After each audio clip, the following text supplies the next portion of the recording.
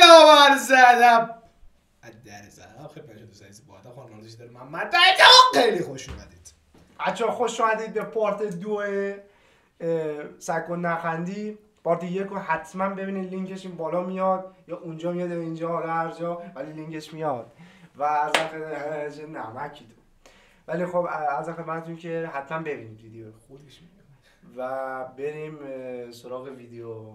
این دفعه قرار من نخندم. بله من واقعا دیگه نمیخندم چون اون پارت قشنگ منو فشاری کرد. من نخندید. اصلا مهم نیست. فاقد اهمیت. لا لیاقت. لا لیاقت. لا لیاقت. دفعه یادش افتاده باشی. دوران یه استاد داشتیم اینجوری لا لیاقت. فلامینگو. نعمت نفتی. آجی خیلی خوبه. من اگه بخوام از دوران اون موقع صحبت کنم باید کلا 10 تا پارت بسازیم ازش. آره. ولی میسازم. یعنی توی یه پارت خلاصه میسازم که فقط چه داستانایی داشتیم. ببین میگم فلامینگو میگم. و لا لیاقت. آره. لا فاقد اهمیت. فلامینگو. لا لیاقت که قبل از اینکه ویدیو رو ببینیم لایک و سابسکرایب فراموش نشه. بریم داشته باشیم. سلامتی ما زشته که اگه نمونیم خوشگلا چش نمیمادن. داداش چی بلدی؟ قیافت رو نگاه کن. حالا نگیره؟ نه. بریم.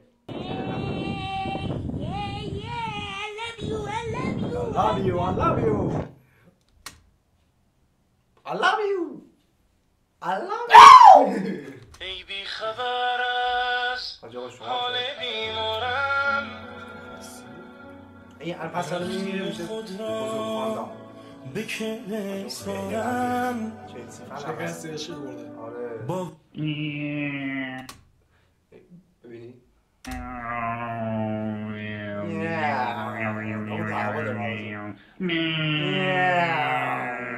میاو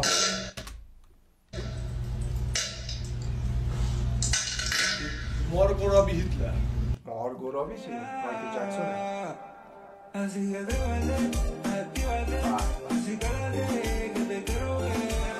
کسکشه به اون باشید بعد آدم های بی تربیت به ما میگن که شما دلغکیم.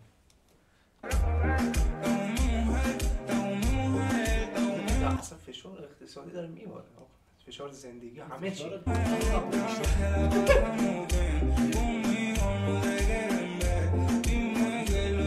جانی هستا؟ به به. چرا واقعا باید اینجوری کنه؟ فشار داشت فشاره.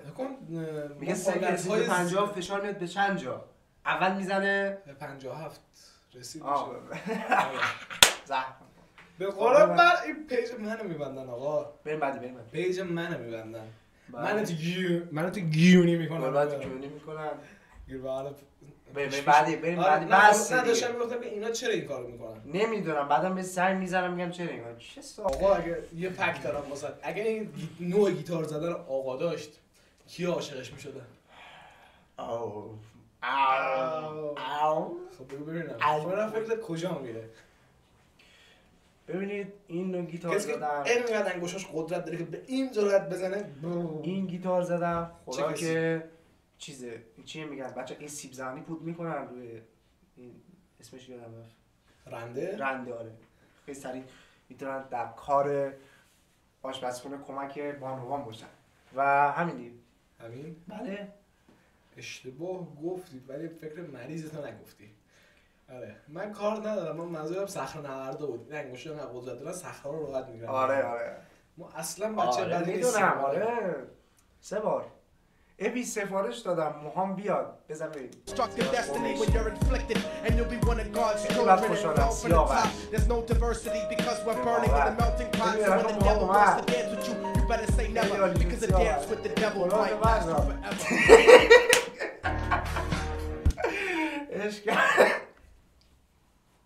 بچه دیدی اصلا سطح رفاقت اینه داشت.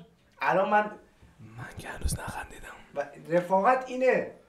این رفاقت 2 دقیقه دیگه ادامه داره. بریم بعدی. وای پوریا بالاخره. آره امروز دارم میرم سوریه. من گلزار میخواد به سوریه.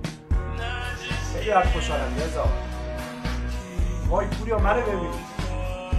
پولش رو جواب نمیدی. ادیتور هستم 10 سال از قزوین. می جواب بده. خودت درست از بشر برشان اصد نذاشتی. نمیدونم. اینو خودت ساختی؟ بریم ویدیو بعدی. نیگر اشتباه باش. تو به اینا فوش میدی، کار باشو داریم نابودشون میکنیم، بعد به این مثلا نمیگی نیگا؟ دیگه ایشون نیگا نیست که. ایشون بهش میگن مثلا بند قزل حساب، بند 5 قزل حساب باشه. ایشون رو نمیگم، اون بچه رو میگم. بله. خب بند 5 قزل حساب. بله و بریم دیگه فکر کنم ویدیومون تموم شد.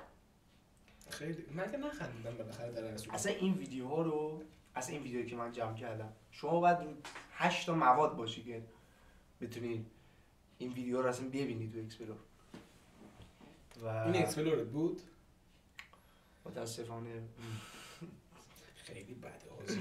اکسپلور تیم باشه. اکسپلور من داریوش ابی، داریوش هم هست. حالا داریوش ابی تونی مونتانا. حالا این کلش که نیست. پسر اینجوری میگن تونی مونتانا. خب اون چی بود داخل فیلم پدرخوانده بود؟ نه گادفادر. خب اونم بود. اون اسمش چی بود؟